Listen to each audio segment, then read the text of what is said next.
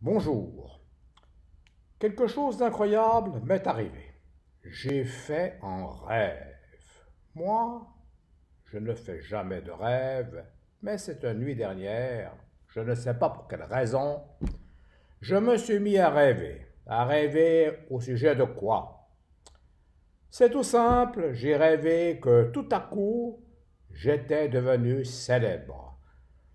Des milliers et des milliers de personnes regardaient mes vidéos sur YouTube et des milliers de personnes s'arrachaient mes livres dans les librairies.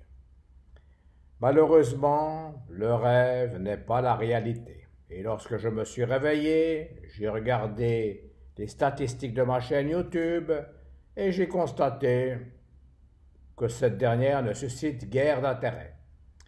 Alors que faut-il faire? Voilà la grande question. Que faut-il faire? Je dois me faire connaître. Je suis un écrivain, je pense que j'écris bien, mais je me doute de quelque chose. Je pense que mes vidéos sont trop longues. Je pense qu'elles vous fatiguent, car regarder une vidéo plus de 3 minutes, je ne sais pas, mais c'est trop pour vous. Alors je vais tenter d'être bref aujourd'hui. Je vais simplement vous dire que je continue à travailler, je crois en moi. J'écris actuellement et conjointement 3 livres. Le troisième, c'est l'histoire de Jacques, l'avocat connu, riche, je dirais même richissime, qui habite dans la petite ville de Neuchâtel et qui vient récemment d'épouser Gisèle, la jeune, la belle postière, qui possède de magnifiques yeux bleus et des cheveux blonds, la femme idéale dont tous les hommes rêvent. Le second livre, c'est une fiction, c'est l'histoire d'un écrivain raté qui me fait penser un peu à moi, un pauvre type qui a travaillé toute sa vie dans un bureau et qui se décide, au moment de sa retraite, d'écrire des livres. Mais il lui faut trouver un sujet. Alors il se dit, je vais écrire un livre sur ma vie. Mais sa vie, elle n'est pas intéressante. C'est la vie d'un petit fonctionnaire de l'administration des impôts à Genève. Malgré tout, il y croit. Il enverra, pardon, son manuscrit à de nombreux éditeurs, et bien sûr, ce sera toujours non, non et non. Alors un jour, il se dit, je dois trouver un sujet qui retient l'attention, un sujet qui va faire que je vais devenir célèbre. Et ce sujet, il le trouvera. Le troisième et dernier livre constitue la suite de ma jeunesse au pays de l'ennui.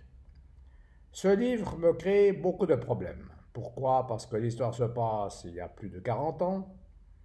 Je dois raconter, je dirais, mes pérégrinations dans l'Europe de l'Est, car à cette époque, l'Europe était séparée en deux. Il y avait la partie occidentale, à régime capitaliste, et l'autre partie, celle qui possédait un régime communiste.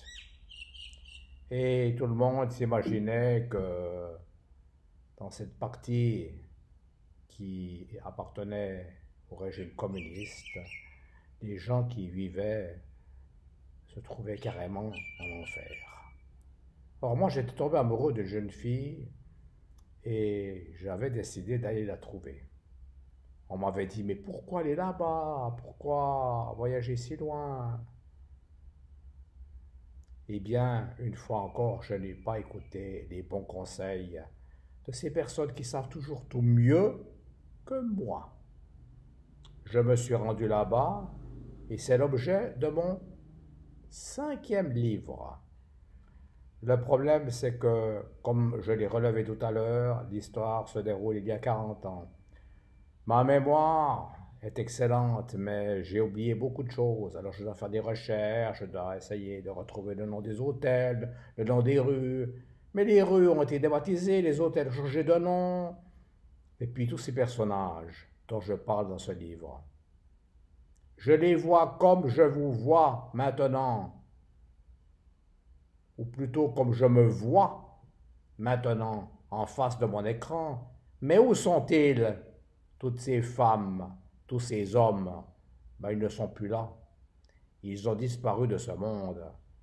Et c'est pourquoi ce livre avance très très lentement. Et si j'éprouve une joie immense à l'écrire, j'éprouve aussi un sentiment de souffrance. Car parler de personnes qui n'existent plus et que j'ai connues, ces personnes, c'est comme si tout à coup je les vois à côté de moi. Mais elles sont mortes. Voilà. L'écrivain, on s'imagine qu'il a la belle vie. Bien sûr, c'est un plaisir d'écrire. Mais c'est une souffrance et je voulais insister là-dessus. Lorsqu'on parle d'une histoire qui date de plusieurs années, croyez-moi, ça n'est pas facile à écrire.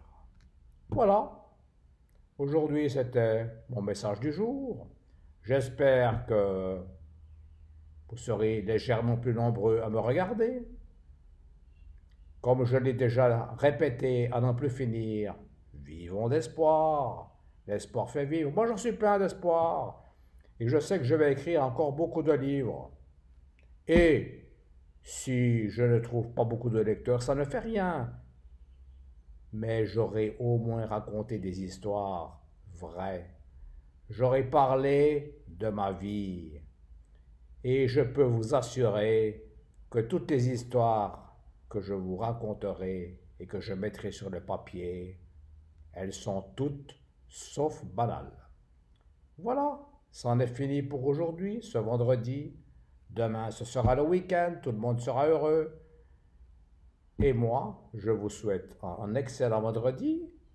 Je vous dis merci d'avoir pris la peine de me regarder, de m'écouter.